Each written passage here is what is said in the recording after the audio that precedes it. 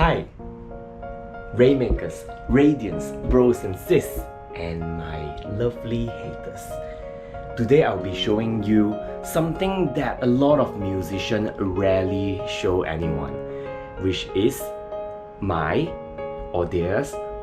music workflow, like how we create music from scratch. And in my case, because I don't read or write music, I have to rely on my ears to listen to like any particular song that you guys request, and I would play it out. So now let me turn on my computer.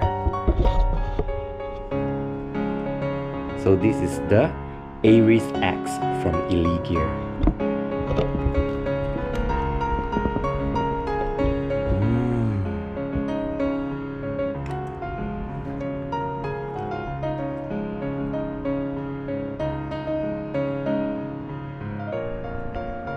So before we begin, I'm going to show you how are the connections like between this computer and this Yamaha Montage 8. Okay, so this is one of the flagship keyboard from Yamaha using all the latest technology, and I've actually already upgraded the firmware to the latest version. I'm a pretty crazy geek. I upgrade my computer and my firmwares as soon as they are released, so I do that all the time. So it is a really, I would say it is a good habit, but to some people it is OCD. To begin, my Aries X computer is connected to this sound interface from Audient. Okay, so how is it connected? It's using this USB cable over here. And what does this thing do? Okay, so this is basically like a sound processor. You can call it a sound card, a sound processor, or basically it takes away the burden of sound creation, from this computer. And of course, aside from the burden, the quality as well. Okay, the quality of the sound creation from this computer, just like how a graphic card would render the graphics of the computer. Okay, so this renders the sound. Connected to this audio interface are two things. Okay, one is my headphones. So I use this instead of like speakers, because sometimes there may be renovation around the area of my house, so I would rather use a headphone. And it is also better that I use a headphone so that I can listen to my own playing like a lot more clearly. Okay, so this is the headphones that is connected to the Audient, and connected to the Audient is also my MP3 player. Look at this, the blue cable over here. Okay, so this MP3 player actually contains the songs that I want to play. Like for example, in this case that I'm going to show you is Rosé's from Blackpink. So Rosé's Gone. Okay, so I'm gonna show you how I created that song.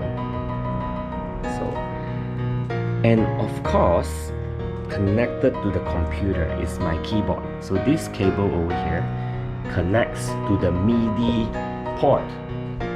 USB port of my keyboard. Okay, look at this. So this is USB to host. Okay, which means whatever I play on this will be recorded, okay, as music notes rather than audio. So it will be recorded as music notes in the computer, and it will be generated in the computer with the help of this sound interface over here. Okay, so I have a software to do that for me. Okay, so now this is the software that I use. It is called the Studio One, and these are called digital audio, like DAW. I honestly don't know what it means, like digital audio something. Okay, maybe you guys can help me out with this, okay, in the comment section below. So this software actually helps me gather the information that is coming through the MIDI cable, the USB MIDI cable, into this from the keyboard. All right, so this is what it does. And normally all my pieces are recorded in 96 kilohertz 24-bit, so it is really high quality just for you guys. So the interface of like the software looks like this. Okay, so we have like time signature, we actually have the metronome. For me, the metronome is very important because I'm not someone who's very good with tempo and beat. So I kind of require the metronome to help me control whether I'm playing like too fast or too slow. And of course, for pop songs, I use the metronome a lot. And for other songs, like let's say like very romantic, those kind of songs, I'll be playing without the metronome, okay? But when you play with the metronome, it's easier to do edits later, okay? I'm gonna show you like what do I mean by like doing edits and stuff. Alright, so in this case, I can't show you the video of me playing the Rosé's song Gone in the video because the song is copyrighted. So I'm gonna show you like how it is like after it is being recorded. But what I'm going to show you is actually everything that I'm playing on this keyboard is directly recorded over here. So basically I just need to turn on the recording button and everything I play will be displayed over here for me to do a lot of things. I can do my edit, I can master, and so on and so forth. Okay, so this is what I do. And to do this, of course, with this interface, it takes away a lot of burden, but with the audio quality that I've selected, you really need a much more powerful computer. And again, I'm going to promote this computer again. So this is a very, very powerful computer, Aries X.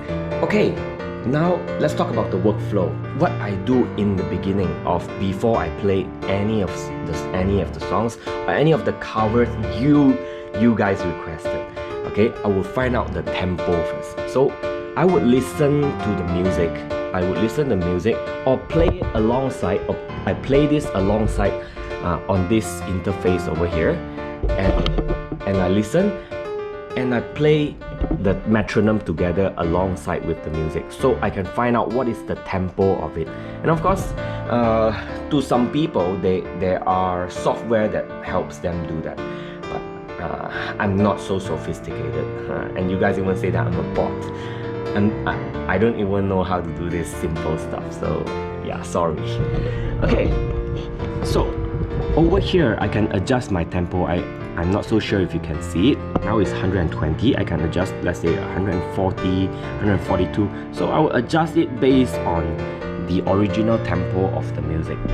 Because I'm not really skillful in music. I can only listen and play. So it is best that I play the original tempo rather than I try to improvise. I have zero improvisation skills. So if you guys think that I suck, I'm so sorry about that.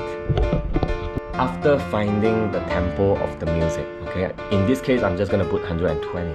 Okay, after finding the tempo of the music, I would press the record button, and in my case there's a shortcut which is this button over here. It's the star button. Okay, so when I press this thing will automatically run. So as I play anything on the keyboard, you can't hear it because I'm using a headphone. So you see all the notes are over here. Okay, I'm just gonna show you a little bit, backtrack a bit. Okay, look at this, oh my god. So whatever gibberish stuff that I've played earlier is all over here. Can you see that? So including whatever, if I've stepped on the pedal, it will be over here as well. So basically anything that I play is in this thing. Okay, so this is how I record. I'm gonna show you the end result of how it looks like after the end result of the song Rosé's Gone. Okay, I'm gonna show you. And be sure to check out that video, please. Okay, if I'm just gonna play it over here, you are not gonna hear it because the sound will be coming from my noise cancelling headphones over here. So this is how the end product look like. It is beautiful, trust me. See, so there's a metronome, and then as I play it, everything will be recorded. So these are the notes, which are, I mean, the strokes that I played, and everything will appear over here. And this is like the general line of it, the top part, and these are the specific notes. So do you understand what I talk about, like editing? Because for example, if I play any wrong notes, I can actually move those notes around. Oh my god, I played this part wrong, and I can just move it around. And if my tempo is bad, if I'm out of tempo, I can still adjust it. Okay, I hope my voice is not too loud. So basically everything that I play on here, okay, it will appear over here like this. Okay, so wow, this is so super awesome. Okay, so yeah, how I wish you can hear this. Maybe I'm gonna like superimpose the original piano version of this song over this, so that you guys can hear what I'm talking about together with listening to the song. But please listen to my cover of this song, and if you really like it, do share it on your social media like Facebook, Instagram, or whatever. It really helps me a lot, you know, because as you guys say, I'm a dead YouTuber. Okay, so this is what a dead YouTuber do. Okay,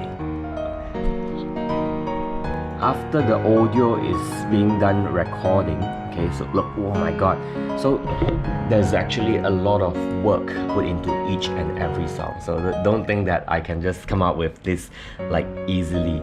Of course, I have some skills that are a lot of musicians that lack. I am perfect pitch, which means whatever that I listen, I can straight away tell like which notes they are. So I don't have to be like, oh, I need to find the sheet music of this thing. Oh, I need to try to find notes and other things. I don't have to. Whatever, even if a car passed by and it honk, I would know, oh, that's a F sharp note. Okay, so that is my ability that a lot of people do not possess. I don't even know how I got it. Maybe in the past life I was Mozart. Okay. So after the song is done, I would press on the song, export. Okay, export, and then for example, I just put a random over here. Okay, random, because I'm just gonna show you guys this. Okay, and then I'm gonna render it according to the actual, so 24-bit, 96 kilohertz. I'm not so sure if my camera is clear enough on this. So like I say, you need a really fast computer to do this properly. Okay, and of course you can do it with a slow computer as well, but it requires a lot of processing power. So let me show you. So I just click OK. You want to see the difference between a fast computer and a slow one? Mine takes done. So mine takes seconds. Okay, so basically that's it. That's how I record the audio part of like a song, and I record the video separately. So this is a industry secret. So you guys will think that, oh, Ray, he should record live. No, okay, very rarely singers would sing their MV live. I would say it's almost 0%. Okay, so basically whether it's MV or like contemporary musicians, we always pre-record our audio, and then we would record the video separately, and then we would join the audio and the video together so that it looks much more aesthetic. You know what I mean? Rather than just directly play. In the past, I record everything live, but there were a lot of problems, because when I record live, when I have a microphone to record live, sometimes my dogs would be barking. I used to have 5 dogs. Okay, 5 dogs, and you know what I mean. And there's a very high chance that in any of the time, one of the dogs would be barking like whoa, whoa, or like someone passed by the house. Like, can you hear the siren of the cops? Okay. So there's a lot of noise interruption. So that's why I nowadays I choose to record things digitally. Monkeys together strong. No, apes together strong. Yeah, so basically that's it. That's how I listen to like a music, and then I try to find it with my ears. I find the notes and all those things with my ears, and I record it digitally on the computer, and I export it into a high quality 24-bit 96 kilohertz wave file, which is lossless. Okay, and then only I record the video. So in the next video, I'm gonna show you how I do my how I shoot my video and how I do my video editing with my other computer, which is another computer that I use specifically for video editing. It's not that this computer is more than enough powerful to do that, but because I like to work on the go, I travel around, you know, I travel around YouTube, I used to travel around the world. Yeah, so I use another computer which is a lot more portable to do some video editing stuff. So and it is also for me to showcase the power, okay, of this new ILLEGEAR Ionic Touch. Okay, see you in the next video.